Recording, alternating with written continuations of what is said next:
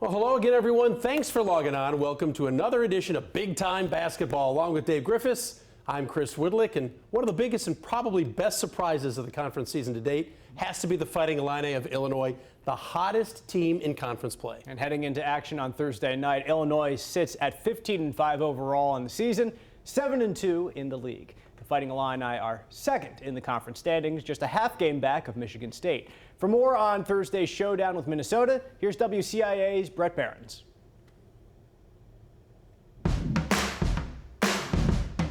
It's easy to win games making shots. Illinois has certainly done that at times this season, but it's more impressive when a team can gut out games through its defense. That's exactly what the Illini did Thursday night against Minnesota.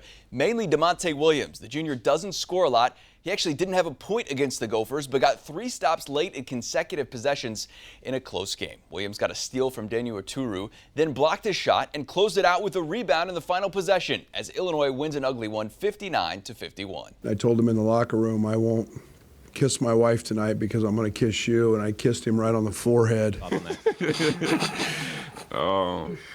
Just a happy moment. We got the win. Toughness, grit. That was ugly. We obviously have a lot of great players in this team, and that's what's so good about us. Because one night can go DeMonte, one guy is Kofi, one guy Ayo, Trent, Georgie, myself. But for us to combine and come together and share the ball and playing as a team, that's what makes us great. Both teams combined to shoot just 32%, 17% from beyond the arc, but a win is a win, and the Illini are now back in a tie for first place with Michigan State. They head to Iowa on Sunday in a matchup of 2 top 25 teams. Covering Illinois for Big Time Basketball, I'm Brett Behrens. Well, thanks, Brett. That game got tight, but it's 7 straight for the orange and blue. How about that? 59-51 over the Golden Gophers. I thought we were defensively really good. We allowed Kipper Nichols to get in there and get some offensive rebounds. We did a good job of getting some key rebounds, but we just we gotta make sure that we're finishing at the basket and finishing through contact and getting to the foul line. You can't send them 6 times and us nothing. You're just not going to win the game. And obviously, we got to do a better job of taking care of the ball. They do a good job of turning you over. Well, 2 teams lurking around the top of the league standings, as well as the top 25 this year, are Maryland and Iowa. Those teams squaring off in College Park on Thursday. Alif Kareem has the point of view from the Terrapins. The Maryland Terrapins keep their perfect record at home after a nail-biting 82-72 victory over the Iowa Hawkeyes. Luka Garza in foul trouble early, still finished the game though with 21 points, but it's the senior guard for the Terps that stole the show. Anthony Cowan ended the night with 31 points, 6 rebounds, and 6 assists, a stellar night for a crucial win. Anthony Cowan was off the charts, efficient, fast, a pest. He's having fun, and he was really good. It's big time. I mean, the crowd has been great for all of our home wins, and I mean, we need them, like it shows clearly. They're one of the biggest reasons why we get so many stops on the defense, and at the end of the day, it's the reason why the game is so fun. So the Terps are back at home this Tuesday against the Rutgers Scarlet Knights. They have yet to beat Maryland since Maryland joined the Big Ten. Covering Maryland, I'm Alif Kareem. Great battle, but the Terps get it done against Luka Garza and the Hawkeyes by a 10 spot. Adam Rosso with more on Iowa's run to the top 20. The midseason magic that we've seen from Iowa the past couple weeks, well, that hit a dry spell at Maryland on Thursday night. The Hawkeyes saw their 5-game winning streak snapped against the Terps. Not really a huge surprise on the road at College Park, but now the challenge for Fran McCaffery and his team is to make sure one loss doesn't snowball into 3 or 4 in the gauntlet that is the Big Ten. Every team has really good players. Every team has a great home atmosphere. You have to really play well on the road. Take care of the ball, shoot a good percentage, rebound the ball, pay attention to the other team's best players, and it's really hard to do. And it's being proven that it's hard to do. And I think as a result, our conference will get multiple teams into the tournament, and deservedly so. Things don't get much easier for the Hawkeyes next week. They begin with a Super Bowl Sunday matchup with surging Illinois, and then a trip to Purdue awaits on Wednesday. Iowa has won just once in 8 tries at Mackey Arena under Fran McCaffery. Reporting for Big Time Basketball, I'm Adam Rosso. Thanks, Adam. The Michigan State Spartans still top the standings in the Big Ten. Tom Izzo's crew completed a series of big games before a showdown against Northwestern. Well, Alex Sims has the Sparty story out of East Lansing. Tom Izzo was worried that this could be a trap game, a game that his team could get complacent in. And while the Spartans lacked consistency, a 29-point victory over the Wildcats isn't all that bad as the Spartans improve to 8-2 in the Big Ten. A couple of things we wanted to accomplish. One was to get off to a better start. Did a decent job of that. One of them was to rebound well and defend without fouling. We did a very good job of that. One of them was to get some consistency, and we were very poor on that. The good news is I think we have a higher ceiling, a much higher ceiling. The bad news is you're getting into the second half of the Big Ten now, and we know the biggest grind we're going to have. That's got to change quickly. So, no, I'm not tickled to death with where we are. Michigan State needed to take care of business against Northwestern to keep pace with Illinois on top of the Big Ten standings. Now the Spartans head to Wisconsin, and you know what they say, it's never easy to win on the road in the Big Ten. Covering Michigan State for Big Time Basketball, I'm Alex Sims. Thank you, Alex. There is your final in the battle of the top and the bottom of the league. Sparty slaying the Wildcats. Northwestern now 1-9 in Big Ten play with little to hang their hat on. Here's WGN's Dan Roan. Not an especially good week for Northwestern. In fact, the Cats may have taken a step backwards in a couple of defeats to bigger and stronger programs. On Sunday, Ohio State rolled into Evanston without much confidence. The Buckeyes had lost 6 of their last 7 and were looking for a get-well game, and that's what they got. Northwestern did have a second-half lead, up 3 with 15 minutes to go. But Ohio State ripped off a 14-2 run to pretty much decide the issue here. Finishing has been a big issue for Northwestern, and it was again in this game. The Cats shot only 26% in the second half and lost by a dozen, 71-59. Then on Wednesday, to the road at Michigan State. Northwestern had played the Spartans really tough in Evanston, losing by only 5. Freshman guard Boo Buie had 26 in the first meeting. But the other night in East Lansing, no contest. The Spartans opened the game on a 16-2 run. Northwestern did rally to get back within 3, and the Cats were only 4 back in the final couple of minutes. But Michigan State closed the half on a 7-0 run to go up 11 at intermission, and then started the second half with a 13-2 run to settle the issue. NU had only 1 player in double digits, Pat Spencer with 11. And the Cats fall to 1-9 in the Big Ten with a home game against Purdue on Sunday. Covering the Wildcats, I'm Dan Roan. Dan, thank you very much. Tough season for the Wildcats to date. Well, the Indiana Hoosiers opening the week with a narrow loss at home to Maryland in a game they had in their back pocket and gave away. Then the Hoosiers hoped for some redemption in Happy Valley Wednesday night against Penn State. But the Nittany Lions figured a way to get the job done. Peter Terpstra has the story. 3 in a row. I guess you can call that a win streak.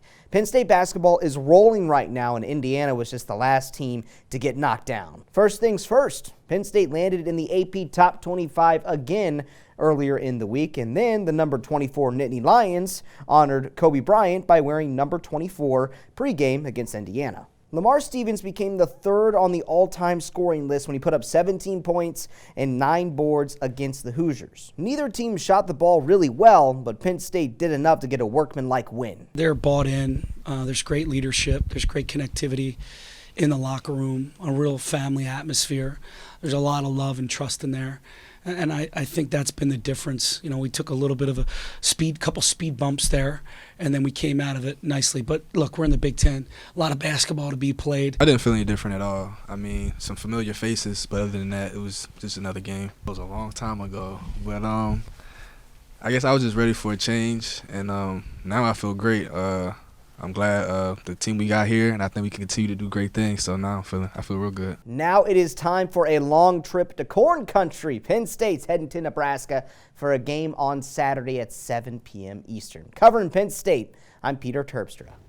Thank you, Peter. 64-49 the final. A 15-point win courtesy of 15 Penn State steals. The Hoosiers had trouble holding on to the ball all game with 18 turnovers total. Archie Miller's IU squad falls to even. 5 wins, 5 losses in the Big Ten. The second half, we just played terrible. And, when you look at the turnovers in the second half, I believe it was 12. When you look at 3 for 26 from our backcourt from the floor, I think it was 1 for 8 from 3. You're going to have a hard time. And we had a real hard time functioning, getting anything generated offensively. And, you know, one game can't lead to another, but I felt like tonight's game we played pretty hard for the most part. We got stops, could get nothing in transition. And over the course of the game, their half-court defense sort of took away things and made us make some plays. And we had a really hard time scoring the ball from the perimeter tonight, which, you know, hadn't been the case here in the last 2 or 3 games. Caleb Furst is an Indiana high school hoopster grabbing the attention of several Big Ten schools. The junior out of Fort Wayne Blackhawk Christian turning heads, but still has another year to make up his mind. Yeah, he's a good one. Wayne TV's Colton Howard has the story of this big-time prospect. Who is Caleb Furst? Well, if you ask him, I'd like to say I'm a pretty fun guy. But if you ask those closest to him, they have a different way of describing him. Humble. He never wants like the light on him. He always deflects towards his team. He's steady. You know, he's really steady emotionally. He doesn't get rattled by different things. Qualities like this, along with talent on the court, make him a desirable recruit for the next level. But Furst hasn't always put basketball first. Well, I started playing basketball in 2nd grade.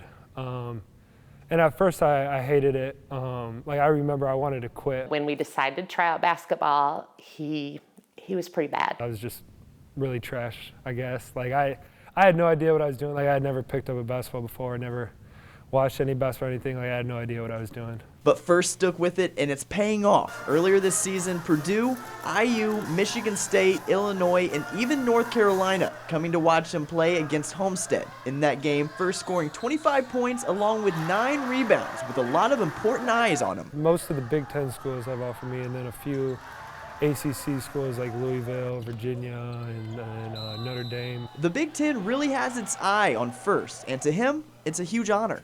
I mean, growing up in the Midwest, you know, every kid loves the Big Ten and stuff, and so it's a huge honor that, you know, many of them have offered me and want me to potentially play for them. I know playing in college as he progressed in basketball always became a dream of his, and just to see him like accomplish one of his dreams, it would mean a lot as a mom. What's the decision going to come down to? The main thing is just where I feel that I really fit in and can create relationships, and just, you know, like I said, each team has a certain chemistry, and so a chemistry where I feel like I fit in. It's going to be exciting to watch, and you know, I'm proud of Caleb as much for what he does on the court as who he is off the court. And so for me, that's what I'm really excited to see, is just the platform that he's going to have and the way God is going to use him through that platform. Through this journey, his mom's advice is simple. Stay true to yourself and cut out all the noise and all the lights and play for an audience of one. And who's that audience? The Lord. For Big Time Basketball, I'm Colton Howard. Colton, thank you. Hard to believe he was ever trash playing basketball at any point of his career. Watch me now, no. He is a star. Well, earlier we mentioned Illinois as one of the biggest conference surprises on the positive side. The other has to be the Rutgers Scarlet Knights, continuing their hot run this year. Rutgers is ranked for the first time in 4 decades and still in the hunt for the conference title. Scarlet Knights welcomed Purdue to the Garden State and kept their home court record perfect with a 70-63 victory. They had beaten us handily too, so you know, they've been very good since I arrived in this league. You know, he does a great job, consistently been very good. So, and they defend just like you saw today, and they're tough. So, you know, it's a step for us, and you know, we're picked 12th, and they're picked 4th, I think, in the league, and you know, it's just another step for us, and especially here at home, it was nice to get them. Coach Steve Pikiell's Scarlet Knights led by 17 early in the second half, but had to hold off Purdue for the win down the stretch. The Boilers, with the loss, fall to 4-6 in the Big Ten and have now lost 5 of their last 7 overall.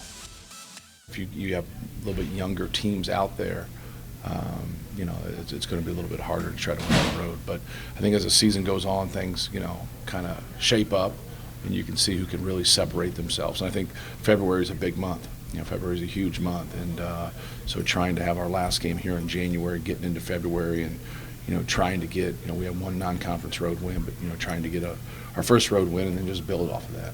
Part of that great freshman class, Chris, from 1991, roamed the sidelines in the Big Ten this season.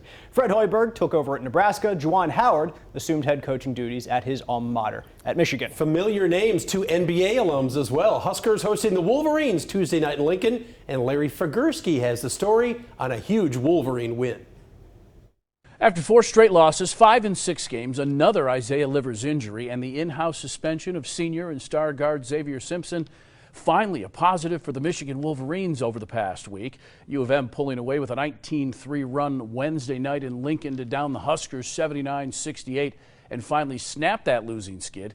Eli Brooks leading the way with 20. The Wolverines' first true road win of the season, that after back-to-back losses at home, most recently to Illinois last Saturday. And while the Wolverines may have gone from being ranked 4th in the nation to the proverbial NCAA bubble, Juwan Howard believes. I'm just proud of our guys and how they compete, and something special is headed for them. I believe it. I trust it. And the beauty of the sport is that it's a tough sport, and at times it will bring you to your knees, but it also will define your character. Howard says Isaiah Livers remains day-to-day with a hip injury. Michigan will wrap up the first half of the Big Ten season Saturday afternoon against Rutgers. With the Wolverines, I'm Larry Figurski. Well, Larry, thank you. Eli Brooks did score 20. Franz Wagner added 18, and shorthanded Michigan pulled away in the middle of the second half for that 11-point win over the Huskers. Much needed, too. Checking the temp on Nebraska this week is KCAU's Jake Jones. Time to talk a little Big Red basketball. Unfortunately, since the last time we talked, Nebraska's losing streak has only grown. A pair of losses to Rutgers and Michigan, pushing the losing streak to a whopping 6 games. But despite tough times, head coach Fred Hoiberg has actually found a few things he thinks can help his team moving forward. We've struggled coming out of the gate with energy. Tonight we got the lead in the second half. We were scoring the ball. We matched it a little bit, but then you take the lead. So, the energy was much better coming out in the second half. But then that 8-minute stretch where we just were not getting the same type of possessions that we had the majority of that game, it cost us. And it's costing us games. When we have these droughts and we have these lulls, that's what's digging the hole. And it's hard to, keep the energy to get out of that hole and sustain the energy once you do get out of it. Huskers hoping they don't end up in another hole and can snap their skid when they host number 24 Penn State Saturday night, 7 p.m. Eastern. That's your weekly check-in on Big Red. Covering Nebraska, I'm Jake Jones. Thank you, Jake. Ohio State playing the game of journey to the bottom of the standings. The Buckeyes sit in 11th place in the conference. For more on The Ohio State University, here's Jared Smalley. Well, the best news about January is that it is over for Ohio State. A year ago, they won a single game in January, and this year they won 2 games. They did earn their first Big Ten road game this past Sunday. Granted, it came against the last place team in the league, that's Northwestern. You got to start somewhere, though. That win was significant for freshman DJ Carton. He needed something positive to happen for him. He delivered a 17-point night, by far his best game in weeks, and more in line with how he started the season. Starting Saturday, they get Indiana. It is possible the Bucks could rediscover their early season form. It's not about what's happened. We would love to have a couple things back, and the Wisconsin or Minnesota game, not going to happen. We've got to move on and really focus on how do we improve. I feel like we've definitely gotten a lot tougher, and we're playing smarter than what we were. Obviously, we're not where we need to be yet, but I feel like we're taking steps in the right direction. Caleb Weston's one of the few players in the league averaging a double-double right now. 14 points, 10 boards a game, a fine season, staying out of foul trouble. Buckeyes lost by 12 when they met Indiana a couple weeks ago in Bloomington. Hard to believe here, Ohio State still leads the Big Ten in three-point percentage. They're going to need those threes if they're going to climb back up in the Big Ten standings. For Big Time Basketball in Columbus, I'm Jared Smalley. Jared, thank you. Wisconsin had a rare week off, but Bucky gets back into action Saturday afternoon at the Kohl Center against the Big Ten leading Spartans of MSU. Here's Burt Griffin on the Badgers. Well, the Badgers have been streaky to say the least this season. Just 2 weeks ago, Wisconsin had won 6 out of 7 games, and they were coming off a win over 17th-ranked Maryland. Fast forward to this week, and they've lost 3 out of 4, and they had a chance on Tuesday night to beat Iowa on the road, but let things slip away. Now, after a Demetric Trice three-pointer gave the Badgers a 12-point lead at 57-45, that's when things went from bad to worse. over the final 7 minutes of the game. C.J. Frederick, Joe Toussaint, and Joe Weiskamp combined for 40 points in the contest, and the Hawkeyes went on to outscore the Badgers 21-5 during that last third of the second half.